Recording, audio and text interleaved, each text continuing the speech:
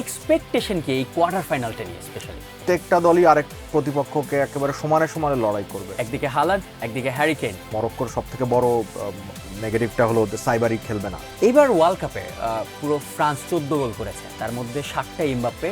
কিন্তু ওদের উদ্দেশ্যটাই ছিল নেগেটিভ ফুটবল খেলা। মরক্কো কি সেটা খেলবে? প্রশ্নই আসে না। স্পেনের সাথে বেলজিয়ামের লড়াইটা কিরকম হবে? পুরো বিশ্বকাপে ফ্রান্সের ডিফেন্স এবং মিডফিল্ডকে চ্যালেঞ্জের মুখে পড়তে হতে পারে। স্পেন এই ওয়ার্ল্ড কাপে এখন পর্যন্ত একটি গোলও কনসিড করেনি। আমরা কিন্তু ভাবছি যে হালান্ড আর কেইনের খেলা হবে, কিন্তু ম্যাচটা কিন্তু ডিসাইডেড হবে মিডফিল্ডে। শেষ কোয়ার্টার ফাইনালে আর্জেন্টিনার মুখোমুখি হবে সুইজারল্যান্ড।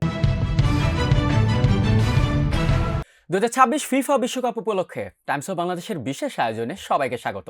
আমি মোস্তাফিজুর রহমান প্রান্ত আছি আপনাদের সঙ্গে।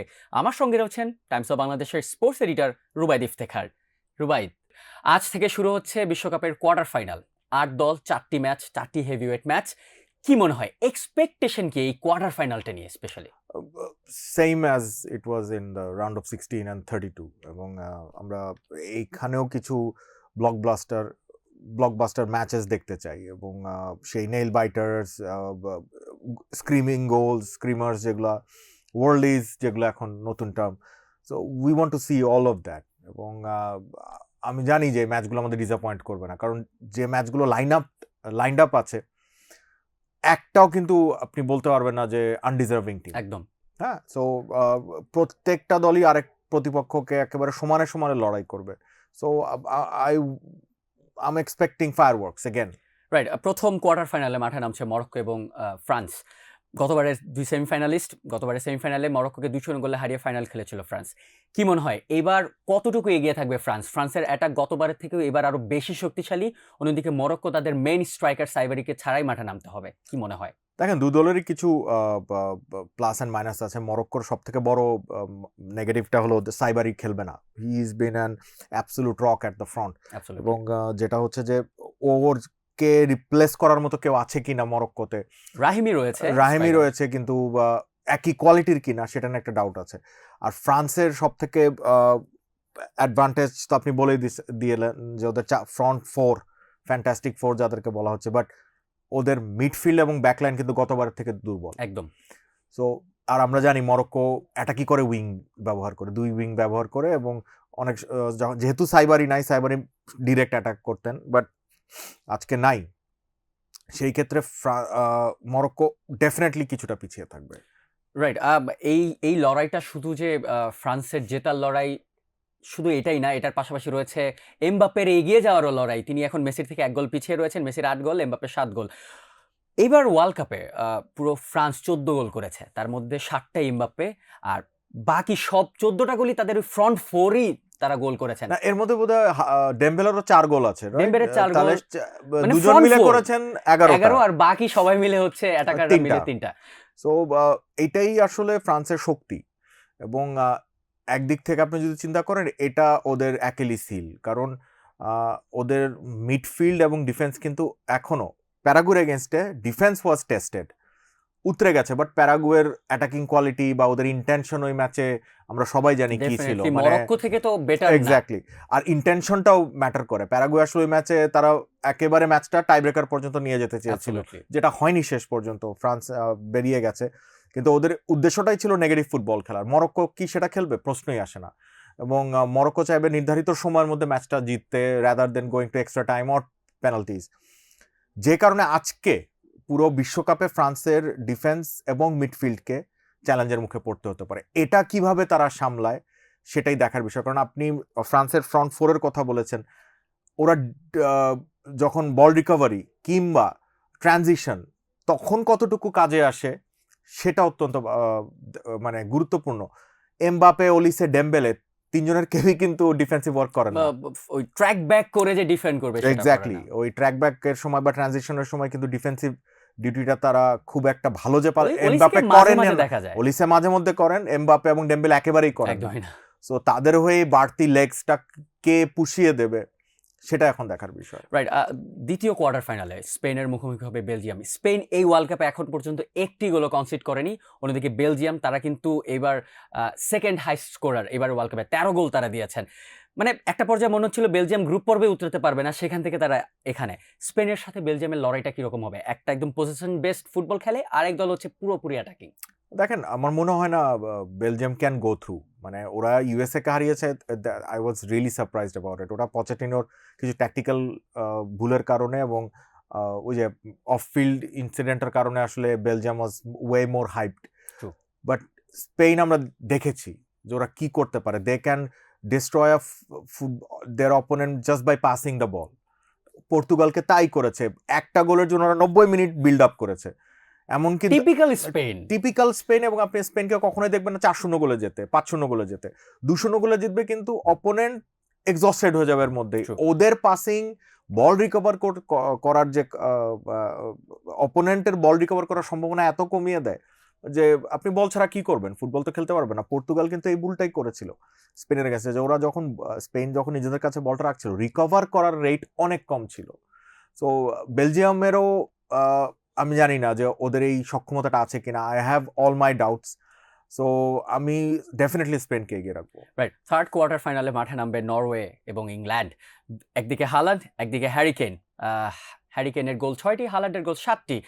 কি মনে হয় এই ফাইটটা কি শুধু নরওয়ে ইংল্যান্ডের মধ্যে সীমাবদ্ধ থাকবে, নাকি হালান্ড ভার্সেস কেইনেরও একটা ফাইট হবে এখানে? দেখেন, হালান্ডকে আমরা দেখেছি বিশ্বকাপে যখন শেষ ম্যাচটা ফ্রান্সের এগেনস্টে হারলো, তখন তিনি প্রেস কনফারেন্সে বলেছিলেন হ্যাঁ তো হারবে, কি সমস্যা, মেনেই নিছে। মেনে নিয়েছে। একদম। So Haaland I don't think যে 1-on-1 বা কেইনের সঙ্গে ওর ফাইট হ্যান ত্যান, কারণ আমি নিজেও, আমরা সবাই দেখেছি যে হালান্ড মানে মেসির ম্যাচের শেষে বেশি পোস্ট করেন, মেসির ছবি দিয়ে unbelievable, this man is impossible, goat post করেন। সো এই ধরনের একটা খেলোয়াড় আসলে নিজেকে অন্যের সাথে কম্পেয়ার করবে না, একদম প্রেশারলেস। একদম প্রেশারলেস, এবং ও বরং নিজের দলকে সাপোর্ট দেওয়ার চেষ্টা করবে। এবং আমার কেন যেন মনে হচ্ছে যে ম্যাচটা ব্রাজিল নরওয়ে ম্যাচের মতো হতে পারে, কারণ ইংল্যান্ডের উপর অনেক প্রেশার অলরেডি।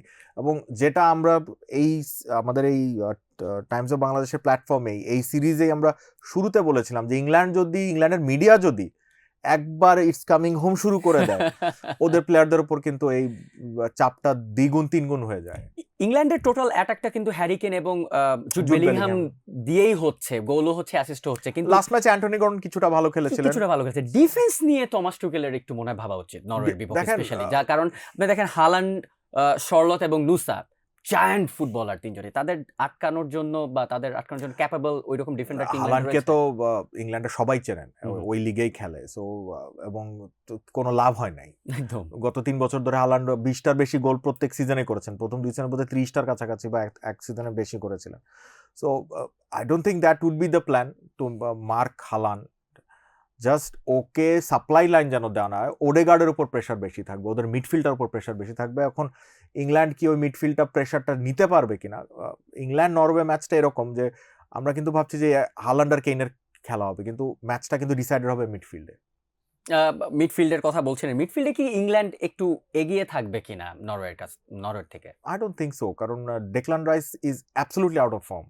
মানে লাস্ট তিনি এখনো ফিটও না পুরোপুরি এই ম্যাচ খেলার জন্য। দেখেন, ইংল্যান্ডের খেলোয়াড়দের যে জিনিসটা আসলে ইংল্যান্ড এক্সপার্টরাও বলে যে ওরা ক্লাবের হয়ে যতটা ডেডিকেটেড, ইন্টেন্সিটি দেখায় বা যতটা প্যাশনেট, ন্যাশনাল টিমে আসলে সেটা থাকে না। এখন হ্যারি কেইনের অধীনে এই কালচারটা উনি চেঞ্জ করার চেষ্টা করছেন গত 7-8 বছর ধরে। গ্যারি সাউথগেট ভিজিবল চেঞ্জ হচ্ছে। গ্যারি সাউথগেট ছিলেন, বাট দেন এগেন ওয়ার্ল্ড কাপের 20 দিন পরেই কিন্তু সিজন শুরু হচ্ছে। হ্যাঁ, এবং আমি শিওর যে খেলোয়াড়রা তাদের ক্লাবের সঙ্গে যোগাযোগ মেনটেন করছেন, কে কোন ক্লাবে যাচ্ছেন, কবে থেকে প্রি সিজন শুরু হবে, কবে থেকে ট্রেনিং শুরু হবে, এগুলো কিন্তু অলরেডি তাদের টেক্সটে চলে আসছে, ওখানে তার ফোন বন্ধ না। সো আই ডোন্ট নো যে অ্যাগেন আমরা যে ইংল্যান্ড টিমটাকে গত ওয়ার্ল্ড কাপে দেখেছিলাম তাদের থেকে এবারে ইন্টেন্সিটি একটু কম মনে হচ্ছে। আপনি দেখেন জুড বেলিংহাম এবং হ্যারি কেনের উপর ভর করেই কিন্তু দলটা এই পর্যন্ত এসেছে। আপনি মানে আমি যদি সেটা বলি খুব একটা বেশি বলা হবে না। So Norway would be a very tough game. Right, এবং শেষ কোয়ার্টার ফাইনালে আর্জেন্টিনার মুখোমুখি হবে সুইজারল্যান্ড। আর্জেন্টিনা যারা সবাই বলছে একটা বিতর্কিত ম্যাচ জিতে তারা এখানে চলে এসেছে, কি মনে হয় মানে ভিএআরটা কি এবারের ওয়ার্ল্ড কাপে বেশি ইন্টারভেন করছে কিনা? I don't think so. দেখেন, ভিআরটা ইজ হেল্পিং দ্য রেফারিজ। কোনো বিতর্ক হচ্ছে না আসলে। বিতর্ক যেটা, যারা আর্জেন্টিনাকে পছন্দ করে না, ব্রাজিলের ফ্যান, পর্তুগালের ফ্যান, এইটা পুরোটাই হচ্ছে একটা মিডিয়ার ক্রিয়েশন। দেখেন, বিশ্বকাপে এইটাই কি ফার্স্ট টাইম যে বিতর্ক হচ্ছে? 94-এ যখন ডিয়েগো ম্যারাডোনাকে বের করে দেওয়া হলো, ঢাকা শহরে মিছিল হয়েছে, ফিফার কালো পা গুড়িয়ে দাও, ভেঙে দাও। আমাদের ন্যাশনাল ডেইলিজে ম্যারাডোনা পা কেটে নিয়ে যাচ্ছে এরকম কার্টুন প্রকাশ হয়েছে। বিতর্ক ছাড়া অ্যাকচুয়ালি ফুটবল so ওয়ার্ল্ড কাপটা যায় দেখেন, না। তো এখন যারা বলছেন যে ফিফা আর্জেন্টিনাকে ফেভার করে, তো 30 বছর আগে কি করতো?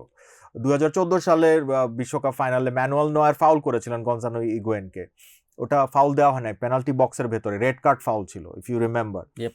হ্যাঁ, এইটা কি, এটা নিয়ে মানে সো জিনিসটা হচ্ছে বড় একটা টুর্নামেন্টে রেফারি ডিসিশন নিয়ে ডাউট থাকবেই। কোনোটা কেউ বলছেন ক্লিয়ার, কেউ বলছেন ক্লিয়ার না, রেফারিরাও এটা নিয়ে দ্বিধাবিভক্ত। এর একদম। মানে হচ্ছে ডিসিশনটা আসলে পরিষ্কার না। দুই অভিজ্ঞ রেফারি জন ডেভিস এবং মার্ক ক্ল্যাটেনবার্গ, দুইজনের দুইটা রকম ভিউ। তারা এত অভিজ্ঞ রেফারিজ, 15 বছর 20 বছর ধরে রেফারিং করছে, তারা যদি ক্লিয়ার হতে না পারেন, আমি এখান থেকে 1000 মাইল দূর থেকে সোশ্যাল মিডিয়ার সামনে বসে টিভিতে খেলা দেখে আমি ডিসাইড করে দিচ্ছি যে এটা দিস ইজ অ্যাবসলিউট নুইসেন্স। মানে আমরা আমাদের ফুটবল ফ্যানরা যেটা করছে। এই রেফারির এই কাণ্ডর এক সাইডে পাশে রেখে আর্জেন্টিনার খেলাটা নিয়ে যদি একটু জিজ্ঞেস করি, আর্জেন্টিনা কি ওই যে মেসি সেন্ট্রিক খেলা থেকে এখনো বের হতে পেরেছে বলে কি মনে হয়? এটা সম্ভব না ওদের পক্ষে আসলে। কারণ দেখেন, মেসি এমন একজন ফিগার যে মাঠে থাকলে আপনি দিন শেষে অ্যাগেন আর্জেন্টিনার কালচারটা আমরা 15 বছর ধরে দেখেছি যে ম্যাচ জিতলেও ক্রেডিট মেসির, হারলেও শব্দস্বর।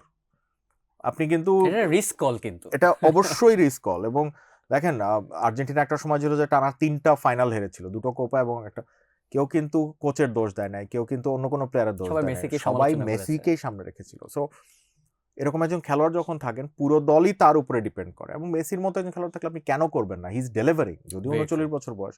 বাট আর্জেন্টিনার আপনি যে কোনো দিকই বলেন, মেসিকে বাদ দিলে বাকি 10 জনের খেলা left a lot to be desired. মানে আমি এমিলিও মার্টিনেজ থেকে শুরু করে যদি একদম ফ্রন্টে লাউটারো মার্টিনেজ পর্যন্ত যাই, কেউই কিন্তু সেরা খেলাটা খেলছেন। এনজো ফার্নান্ডেজ এবং মেসির পর আপনি এনজোকে কিছুটা এগিয়ে রাখতে পারেন। ডিফেন্সে কুটি রোমেরো, বাকি সবারই, এই 3 জনের নাম বলো, বাকি 8 জনকেই রিপ্লেস করা যাইতে পারে। এবং স্কালোনিকেও সমালোচনা করতে হবে যে তিনি একেবারে জেদ ধরে একই লাস্ট ম্যাচে 3টা চেঞ্জ করেছিলেন, কিন্তু তার 2 ফুল ব্যাক লিসান্ড্রো মার্টিনেজ রোমেরোর জুটি জমছে না, সেখানে সেনেসি রয়েছেন, ওটামেন্ডি রয়েছেন, কেন খেলাচ্ছেন না?